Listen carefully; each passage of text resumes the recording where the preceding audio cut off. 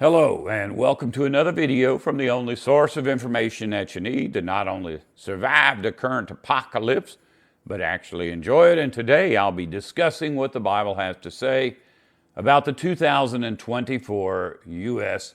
presidential election. Most people believe that the Bible is some kind of rule book for how to achieve some kind of heavenly reward. But that is not really the case at all. For the most part, the Bible is actually a written history of the war between God's kingdom and Satan's empire. That means that by studying the Bible, we can often figure out who is on God's side and who is on Satan's side in this war. In fact, depending on how we feel about things, we should even be able to determine whose side we ourselves are on. Much of the information that I am about to share with you will likely prove to be prophetic. However, for the time being, if you wish, please feel free to just think of what I'm about to tell you as nothing more than my own personal opinion. But before I get into that information, I really need to make sure that everyone understands the basics of how God feels about mankind's political systems in general. Much of what is written about human government in the Bible has been hidden by the cults of mankind through their religious rituals and teachings. But to anyone willing to do even the slightest bit of research, the true teachings of the Bible can be understood. I'm pretty sure that if I were to say that all civilizations eventually collapse, there would be very few people who would disagree with me. We, human beings, have thousands of years of recorded history to prove this to be true. So if we take the time to study the pattern that previous cultures followed, we should be able to determine if, in fact, our current culture is following a similar pattern. To any thinking person, it should be obvious that we are indeed experiencing a situation that is very similar to that experienced by previous empires. And should the current leaders of this world continue going down this road, things are not going to improve. In fact, as cultures deteriorate, things always get worse, making it seem very likely that things are going to get worse for us as well. Much worse.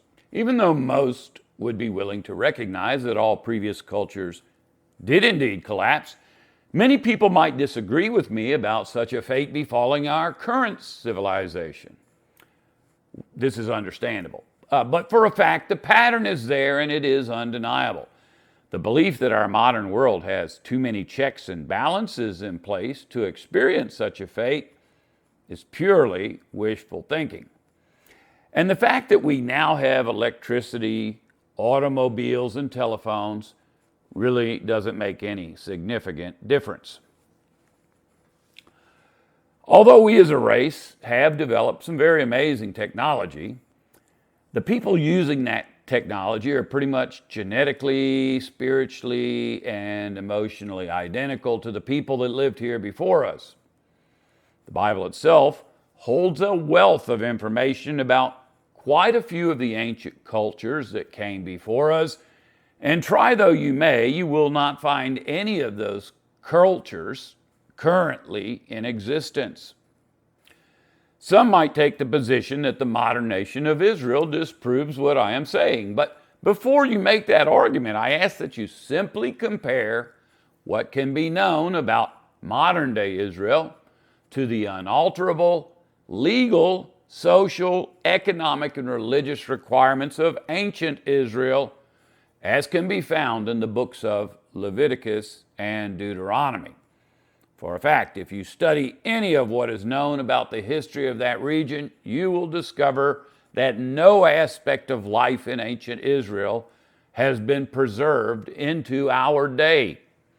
Even the inhabitants have been replaced. on multiple occasions. When Jesus appeared on the scene, Judea was going through a great deal of political turmoil. Much of that turmoil was described as part of the story of Jesus' life. After Jesus' death and resurrection, things got even worse, culminating in the total destruction of Judea. Much of what we can learn from the Bible story of first century Judea requires nothing more than an accurate understanding of three ancient Greek words: Pharasios, Saddukeos, and Demokratia. Pharasios ke Saddukeos is usually, if not always, rendered into English as Pharisees and Sadducees. Throughout the gospel account, these two groups of people were in a constant struggle against one another until the end of the story, when they finally joined forces in order to secure a death sentence for Jesus from the Roman government. As most of you know, I have been involved with many different churches over the years, and as a result, I have learned a lot about the different teachings of the various religions that I have been involved with. Because of that, I can say with confidence that I am very familiar with the teachings of the different forms of so-called Christianity. Every church that I am aware of teaches that these two groups, the Pharisees and the Sadducees, were simply two different denominations of Judaism. As a young person, this explanation seemed reasonable to me because I was already familiar with the fact that Christianity was divided into multiple denominations. So no red flags went up when I learned about this. However, once I was able to break free from the cults of mankind, I began to study the Bible on my own. In particular, I began to study the most ancient text of the Bible in the languages of Hebrew and Greek. As part of that, I was shocked and at the same time happy to discover that, for a fact, the words Pharisee and Sadducee mean the same thing as our modern words Republican and Democrat. It could be said that these words mean conservative and liberal, but unlike these general terms that are used to describe particular ideologies, these words are unique to the actual political parties of first century Judea, just as the words Republican and Democrat are unique to the political parties of the United States in our day. There is no denying that this is how these two words should be understood, but since most churches teach that it is the duty of every Christian to participate in the political system, there is no way that any church would be willing to make it easy for a person to figure out that both teams are under the control of Lord Satan and that both were involved in the murder of God's Son. The ancient Greek word pharasios literally means letter of the law. The ancient Greek word Saddukeos literally means spirit of the law. The ancient Greek word pharasios is where we get our modern English word ferocious. The ancient Greek word Saddukeos is where we get our English word seductive. Revelation 13:11 confirms that what I am telling you is accurate. In describing Earth's political systems, we are told, "Then I saw another beast rising out of the earth. It had two horns like a lamb, and it spoke like a dragon." This description fits in perfectly with what we already know about the words Pharisees and Sadducees, or as we call them in our day, Republicans and Democrats. The Bible describing Lord Satan's political system as a beast should be considered as a guide to all who are searching for the truth with a pure heart. All of our hopes and dreams will come to pass, but not as a result of voting. Only God's kingdom, under the direction of His Son, Jesus Christ, can accomplish what we, the people, desire. The third word that we're going to discuss is democracy. This word comes from the ancient Greek word demokrateia. The ancient Greek word demokrateia is actually made up of the two words demon, which is where we get our modern English word demon, and krateia, which translates as ruled by. In other words, the modern English word democracy actually translates as those who are ruled by demons. When I explain this to people, I usually get corrected by members of Satan's varied cults. The argument made by such people is that the first part of the word is not daimon, but demos, which means people. In other words, they believe, as is taught by Satan's empire, that the word democracy actually means ruled by the people. But there is an obvious problem with this belief. The ancient Greek word demos is a very obvious derivative of the ancient Greek word daimon. So whether someone believes that it is daimon krateia or demos krateia, the overall understanding is still going to be the same. Just as the ancient Greek word daimon means the same thing as demon, in the English language, the ancient Greek word demos means demon possessed in the English language. Hence, the word democracy can be understood to mean either ruled by the demons or ruled by the demon possessed. But obviously, both definitions are pretty much identical, no matter how you look at it. The only ancient Greek word that could rightfully be translated as people is laos.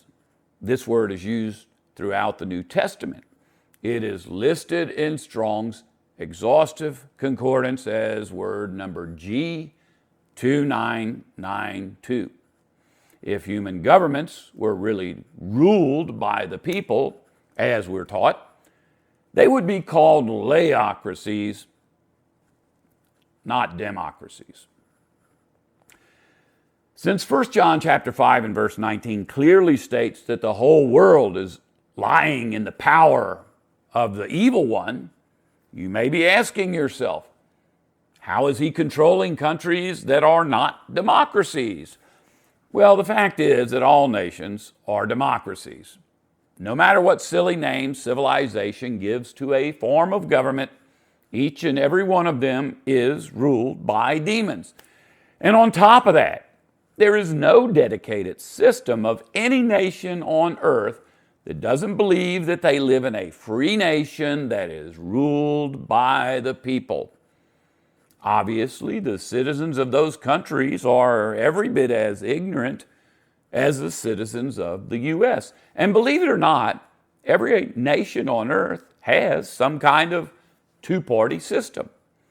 This has been the case ever since the beginning of civilization. In general, everybody pretty much believes that Satanism is evil. However, most people's idea of Satanism is a bunch of crazed, evil people wearing black robes, sitting in the middle of pentagrams, and burning candles. In God's eyes, each and every version of religion that exists or ever has existed is really no different than any other. And that includes the religion of Satanism. In God's eyes, every one of mankind's belief systems are really nothing more than groups of beggarly people performing stupid rituals, wearing stupid costumes, and living by stupid rules. Whether someone decides to eat a Passover meal, celebrate Easter Mass, or spend all day walking around the Dome of the Rock, in God's eyes, all of those forms of religion are basically Satanism as well. According to the Bible, God repeatedly declares all of the earth's recognized religions to be pathetic and wicked.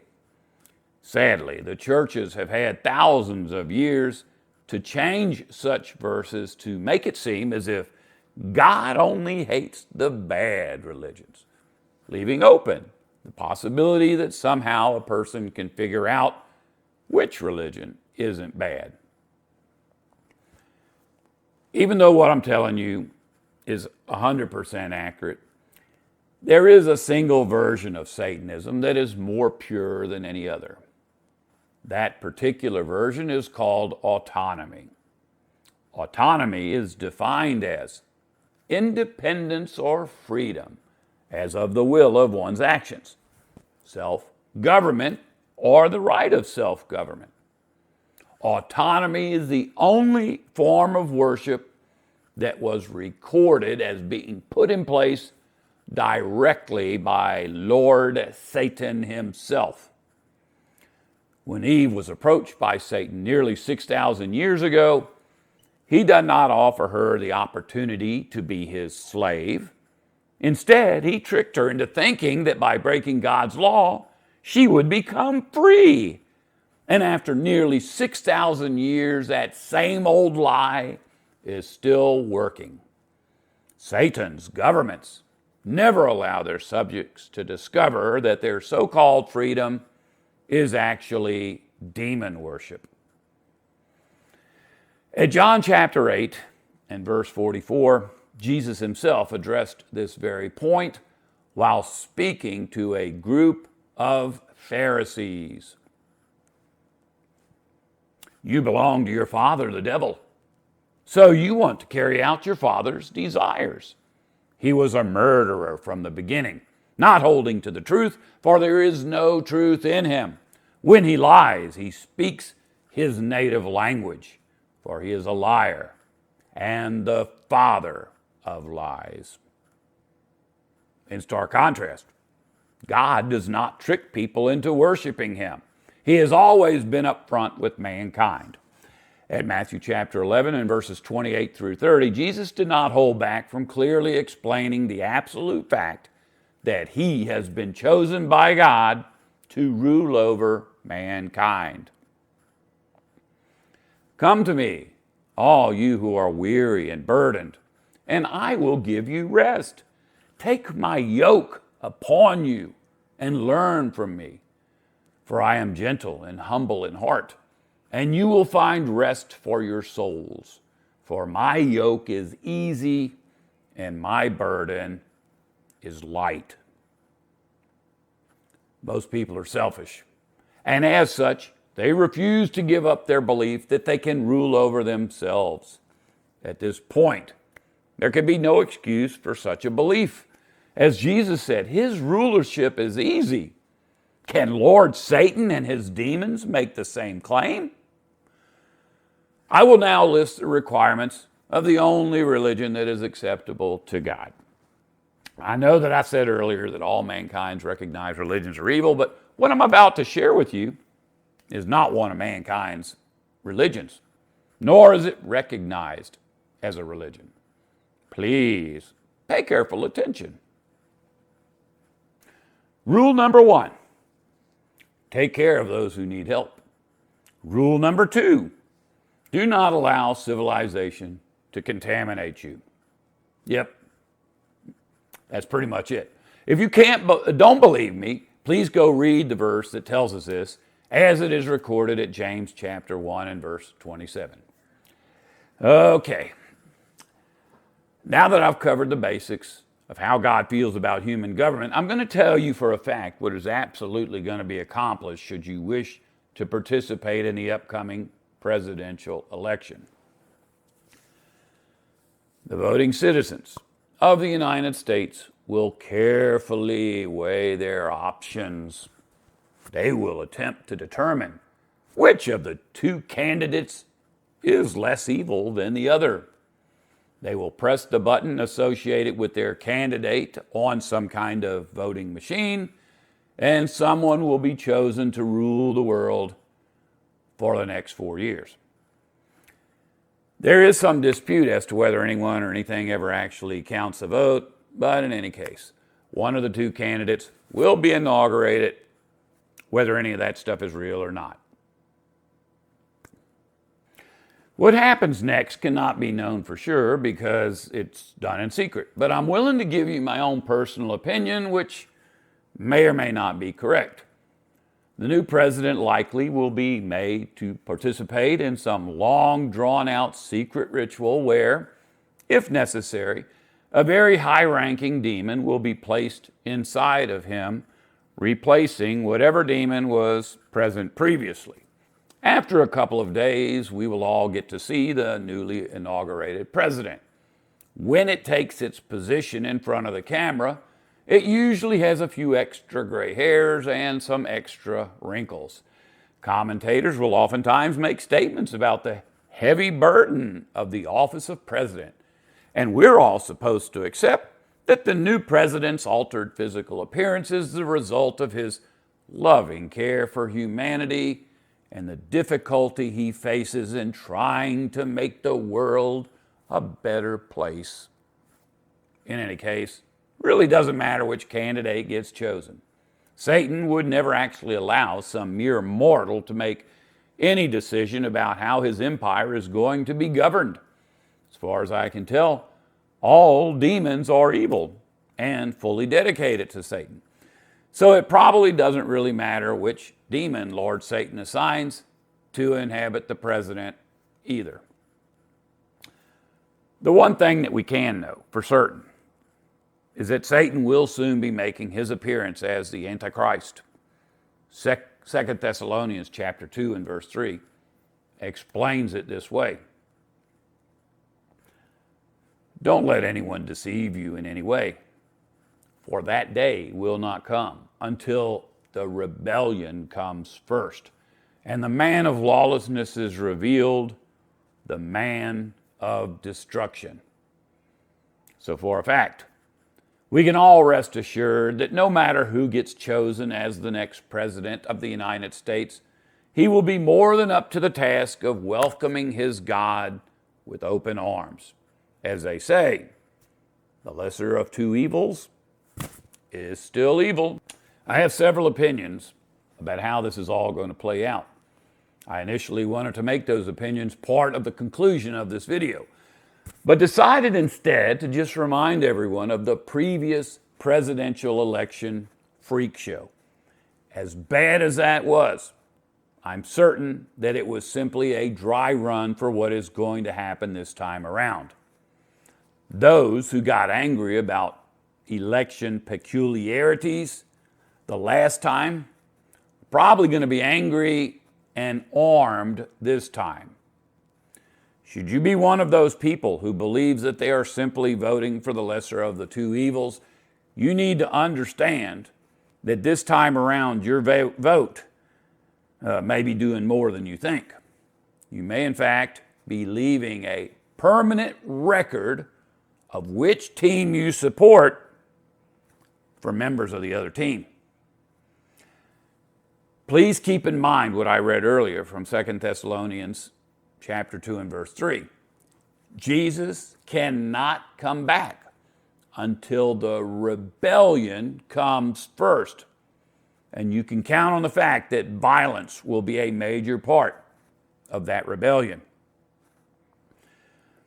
If you actually believe that voting machines do not record how you vote, please keep in mind that those same voting machines are responsible for putting a mentally handicapped man in the White House 4 years ago.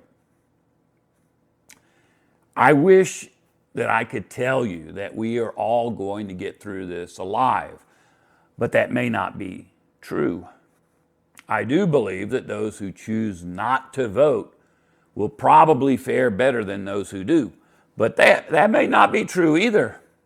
Each one of us has to be responsible for our own risk assessment and make our own choices accordingly.